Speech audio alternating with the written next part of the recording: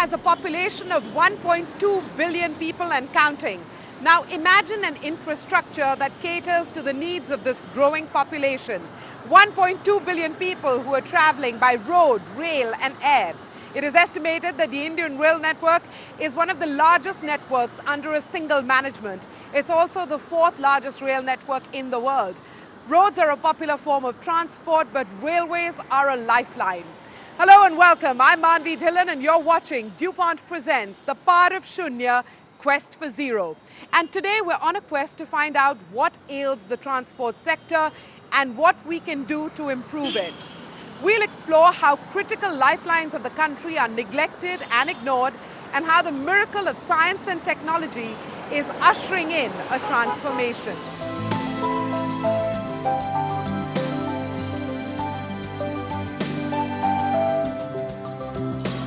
A pioneer, an entrepreneur, a visionary, a man who's redefined the way India can move with his passion for the transportation sector.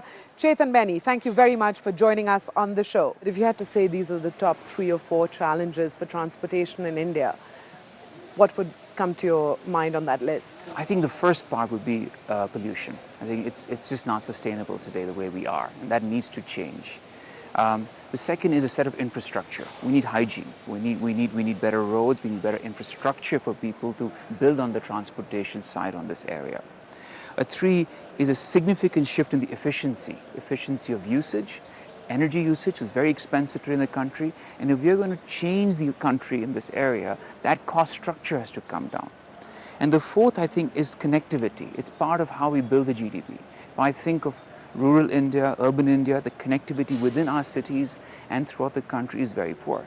If transportation has drive GDP, then that connectivity becomes a very important aspect. Run us through the highlights of the transportation policy that you are excited by. Well, I think it needs to be thinking about integrated infrastructure. It needs to be thinking of integrated multimodal transportation. It needs to be thinking of looking at how cities, especially new ones coming up, start from the beginning on a much better planning part of it. So metros don't surface halfway through when you build a city on this area. I'm going to change tracks a little bit. Indian Railways, one of the largest and busiest transportation networks in the world. And sure, the railways score over road transport just in terms of the carbon footprint. But I'm sure there's a lot more that the Indian Railways can do in terms of greater energy efficiency. If you had to draw up a prescriptive list for them, what would you recommend? Well, that's an interesting one. I think higher level of electrification, first of all, because electric machines are 5x more efficient than IC combustion machines. So therefore, just that itself would make a big shift. So electrification, hybridization would be the first level. The other ones would be, all your lights and fans, everything run on batteries. Well, why aren't you've got trains have nice big surface areas, put solar panels on them, use them to generate their own energy. Maybe even add that to all the stations on this area to look at it. Compare India with other countries on a similar track with similar challenges. Trying to integrate solutions within the city center of how all the modes of transportation come together are going to be important. Looking at solutions that are cleaner in technologies on this area coming together. Looking at how private and public transportation link better. It's great to put metros. But you don't address first mile, last mile commute.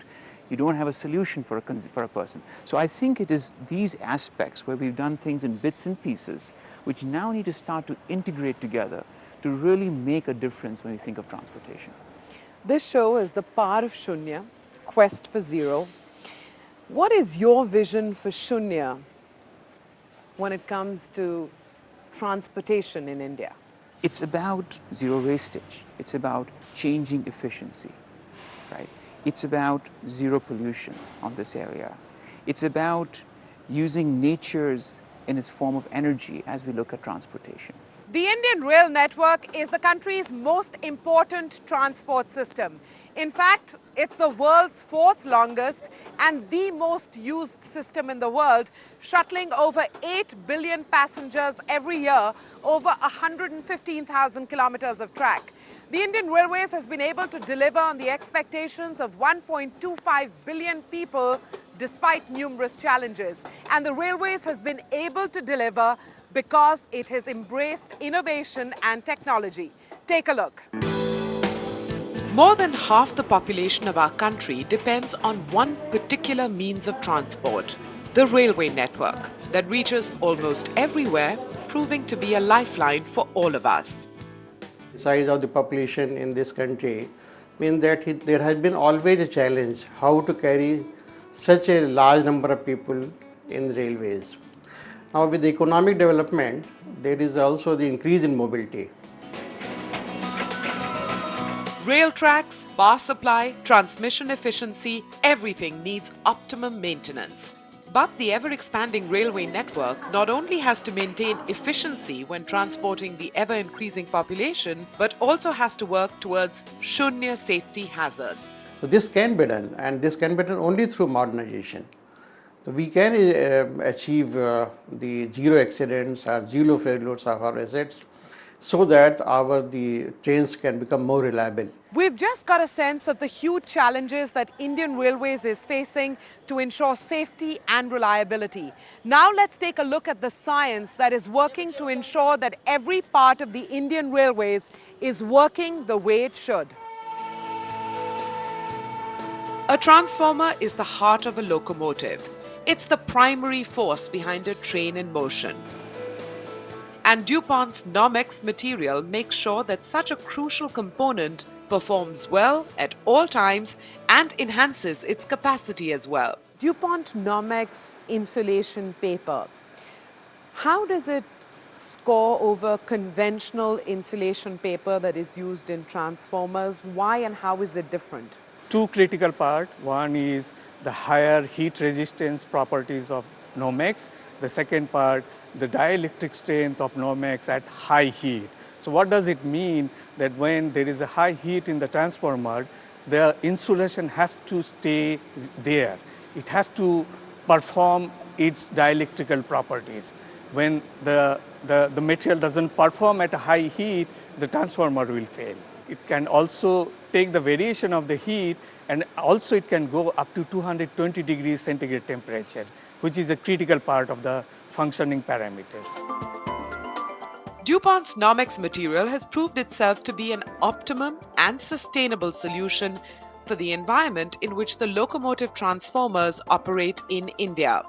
Your collaboration with DuPont on railway transformers in particular, when did it begin? How long has it been in play? What has it brought to the table? We have manufactured the transformers where the railway wanted to increase their capacity in the same size. We approached the DuPont. They have given us some good material, Nomex, that by using this material you will be able to enhance the capacity of transformer, that because this is a good insulating material. How do they score over previous older generation transformers in reliability terms? We have used the Nomex material, and after using the Nomex material, we have done the experiment as per the international standard, and we proved with the facts and testing procedure that this Nomex paper will definitely last for more than 10 years in the normal run. Rail tracks are as important as the transformers for the locomotives to operate. A track breakdown can cause severe damages and casualties. And in order to avoid such incidents, DuPont Performance Polymers has introduced Hytrel and Zytel applications that help in improving the track efficiency. What is Hytrel?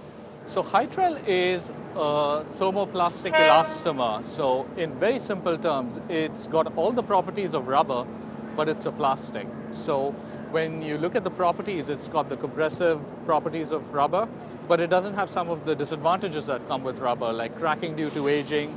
It's got better chemical resistivity and resistivity to oil, so it lasts for a lot longer than rubber while giving you the same performance. How does it get used by the Indian Railways? So if you look at the carriage of a train, between the wheels you'll see this coiled spring, which is like the suspension for the train. Hytrel is used to build washers that go at the top and the bottom of these coiled springs. And really what it does, it acts as a dampener. It prevents the metal-to-metal contact, so it makes the ride a lot smoother. What is DuPont Zytel? What does it do for Indian Railways? What's the role that it's playing? So Zytel plays a very important role in the track fastening system. Now let me explain that a little bit. If you look at a railway track, you have sleepers that are there, and then you have the metal rail which is placed on top of that. The metal rail needs to be fastened onto the sleeper, and there's an entire fastening mechanism. Now, in this situation, you don't want metal-to-metal contact, because this creates problems in terms of corrosion on the railway track and also in the track circuiting areas. And that's where the Zytel comes in as an insulating liner between the clip and the rail to prevent this metal-to-metal contact. Be it transformer reliability or combating track breakdowns, DuPont is providing strong, effective and innovative solutions to meet the needs of the railways. In Shunya terms, Hytrel essentially is bringing to the railways zero maintenance. It's bringing zero passenger discomfort because it smoothens the ride. And finally, it's bringing in zero waste because Hytrel is 100% recyclable material, unlike rubber, which cannot be recycled. In terms of Zytel is really bringing in zero corrosion at the track level, so it's bringing in track integrity, and it's bringing in zero signal failure, which in itself leads to zero accidents or Shunya safety incidents. Our role here is making sure that all the locomotives that are there on the track, make sure they run well, full time, 24 hours, taking people to their destination. And that's the way we find that we are doing more with less, and that's the way we are trying to achieve the power of Shunya. Few things would bring India to its knees quite like a major operational breakdown of the Indian railways. And few things would avoid such a breakdown quite like science and technology. The fact that Indian Railways has employed both science and innovation to achieve zero safety concerns should leave passengers with a real sense of security and confidence in this vital public service. After the break, the part of Shunya quest for zero continues with another exciting innovation, this time on the roads. Stay tuned.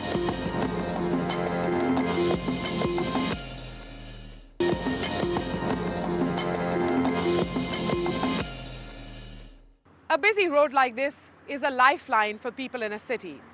It is also potentially life-threatening. Road accidents and traffic horror stories have become part and parcel of our existence. We talk about them, we worry about them, but are we doing enough to make sure that people don't lose their lives simply by being on a road or traveling by road? Transport is important, moving about is essential, but so is safety and so is protocol. Today we examine an innovation that has the potential to bring traffic fatalities down to Shunya.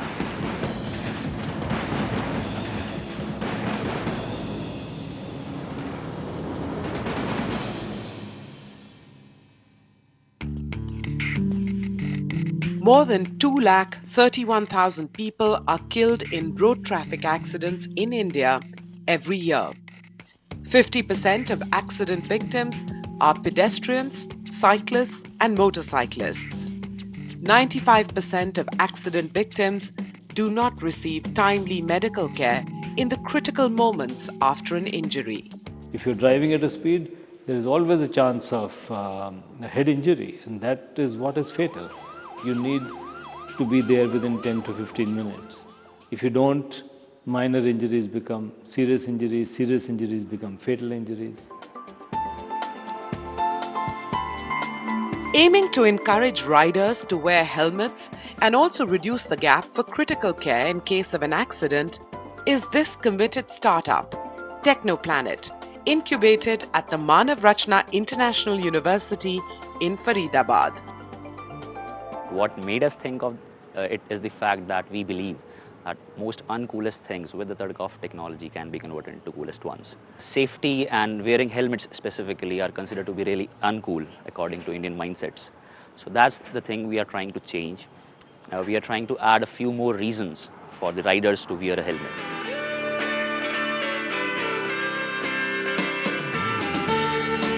A rider himself, Mohit Behel, the brain behind the startup, is ironing out the chinks before this prototype hits the roads in India. Mohit, how does the smart skull work? Walk us through each step of it. Fine.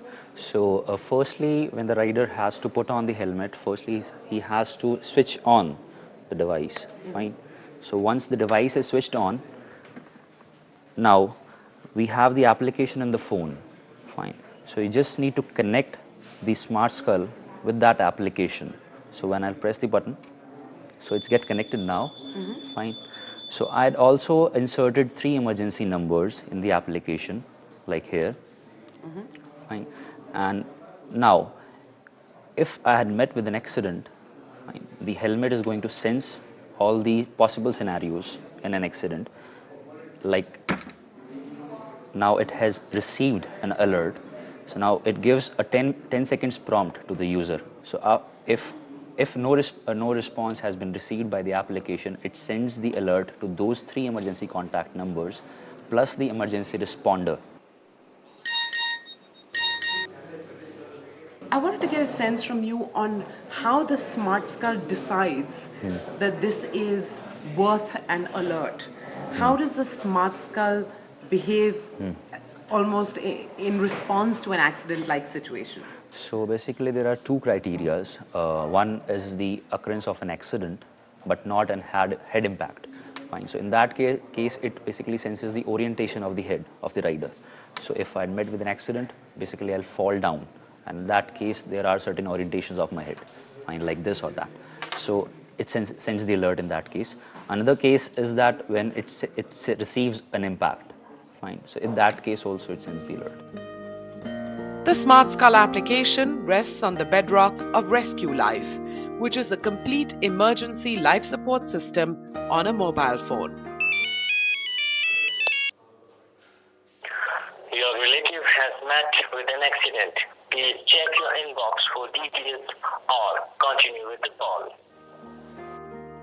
And according to the Technoplanet team, this innovation in action could mean the difference between life and death. What is the potential impact of the Smart Skull according to you? See, in India, the expected time of an ambulance to reach is 10 minutes. But only 10 to 15% of those ambulances are able to reach on time. So this innovation has the power to bring that time maximum to 10 minutes. See, so we are reducing the time to convey the information. So the information of an accident is conveyed in seconds. And also, if there is an emergency responder available in 5 kilometers of the area, then he'll be able to reach the emergency location in 10 minutes. Aiming for 0 road accident fatalities, the Smart Skull could potentially be a lifesaver for many riders in India. This is the part of Shunya quest for zero. How would you apply the concept of Shunya to the Smart Skull?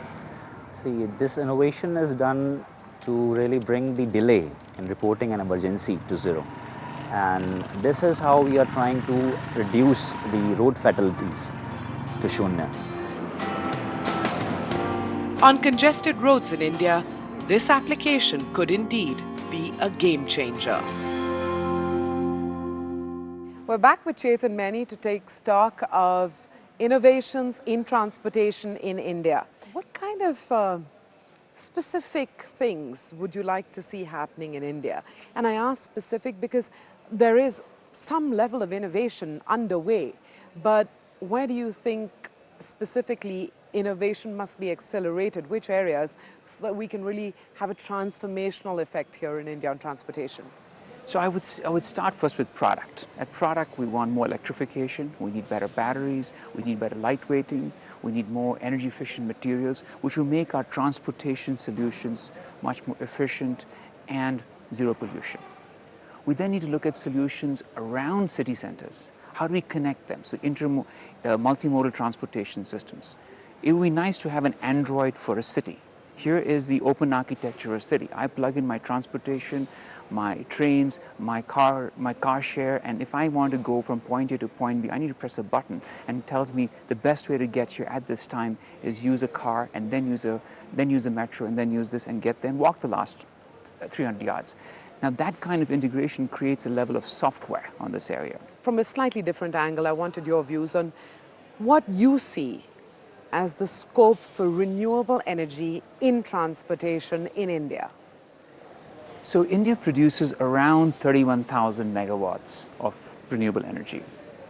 If you take a guess, that actually can power over 2 crore cars. That's all the cars we have in the country. So today's renewable energy could power every car in the country. How can we realistically get onto that path of zero emissions? And I ask realistically, conceptually there's no denying it. Sounds great, should be done. How do we get to that path? It just seems like we're taking very small steps right now. Today, if I put a 3 meter by 3 meter panel, solar panel, it's going to power your car for free energy for the next 30 years. Imagine a distributed solution around this. Forget governments doing anything. Imagine if each person did that part and he becomes energy independent and his car is zero pollution and his car doesn't require energy. So I think the solutions are here today. Are people aware that such solutions exist? No. Are people aware that what they invest can pay back in 18 months instead of 20 years? No. So with awareness, the technology changes are going to make this. So combination of what people can do and what the country can do together in policies, I think can make this reality much, much quicker. Well, on that optimistic note, thank you very much for talking to us today, Chetan Meni. On the show today, we focused on the transport sector. Transport without proper infrastructure can paralyze the lives of millions of Indians on the move. It's a sector that needs constant innovation given the sheer number of people with transport needs in India. We need to improve existing infrastructure. We also need to feel safe and protected while we're on the move. The innovations on the show today addressed both those objectives. That's it on this edition of DuPont Presents The Part of Shunya Quest for Zero, a show that celebrates science and innovation, technologies that could secure our future, human ingenuity that could reduce our challenges to zero. Till next week then, goodbye.